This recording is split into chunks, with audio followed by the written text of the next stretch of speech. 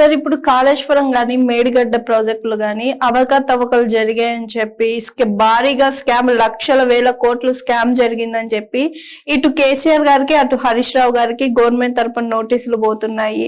దీని మీద వాళ్ళు ఎలా స్పందిస్తారని చెప్పి వెయిట్ చేస్తున్నారు. ఇది ఎంతవరకు నిజం సార్?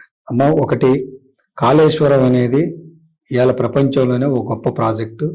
చాలా తక్కువ కాలంలో నిర్మించబడి చరిత్ర సృష్టించి తెలంగాణలో భూముల విలువ పెరగటానికి, పంటలు ఎక్కువగా పండటానికి, నీటి వసతులు పెరగటానికి, మంచినీటి సమస్యను పరిష్కరించడానికి ఇది కారణమైంది. కాళేశ్వరాన్ని కాపాడుకోవడం ఇలా అవసరం అని చెప్పేసి అనేక మంది మేధావులు కూడా ఇలా కదులుతున్నారు. ఈ సమయంలో ఒక రాజకీయ దురుద్దేశంతో కేసీఆర్ గారిని ఎట్టి పరిస్థితుల్లో కూడా ఒక అవినీతికి అంటగట్టి ఆ అవినీతికి అంటగట్టే పేరుతోటి ఒక ప్రయోజనాన్ని పొందాలని చెప్పేసి ప్రయత్నం చేస్తున్నారు. నోటీసులు వచ్చేటప్పటికి అధికార పార్టీ ఉన్న వాళ్ళకు అది పెద్ద లెక్క కాదు. ఆ అధికార పార్టీలో ఉన్న వాళ్ళు ఎవరికి నోటీసులు పంపమంటే వాళ్ళు పంపిస్తారు. మీకు పంపించమంటే పంపిస్తారు, ఎక్కువ మాట్లాడితే నాకు పంపించమంటే పంపిస్తారు. అట్లా అధికార పార్టీ ఎవరికైనా కూడా నోటీసులు పంపేయడం అంతే. ఇప్పుడు గతం నుంచి బీజేపీ ఇవ్వాలనే లేదు, 10 ఏళ్ల నుంచి బీజేపీ ఉంది. ఇప్పుడు వాళ్ళు ఏదన్నా అందులో జరిగి ఉంటే ఈ పాటికి ఎప్పుడో పట్టి తీసి దాన్ని నేలకేసి కొట్టేటోళ్ళు కాదు.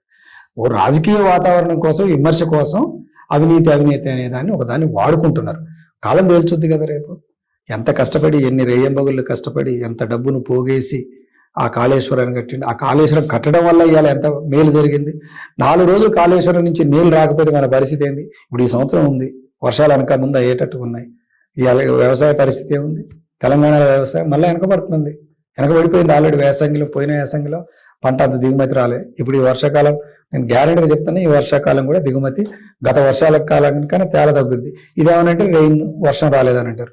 వర్షం రాకపోయినా కూడా కాళేశ్వరం అనేది ఉంటే ఆ పైనుంచి కురిసిన వర్షాలు గోదావరిలో అడ్డకట్ట కట్టుకొని ఆ ఎత్తిపోయడం వల్ల మన తెలంగాణకి చాలా ఉపయోగం పడేది. అలాంటివన్నీ కూడా నెగ్లెక్ట్ చేసి కేసీఆర్ గారిని తిట్టే పని మీద, ఆయన నోటీసులు ఇచ్చే పని మీద ఉంది ఈ ప్రభుత్వం.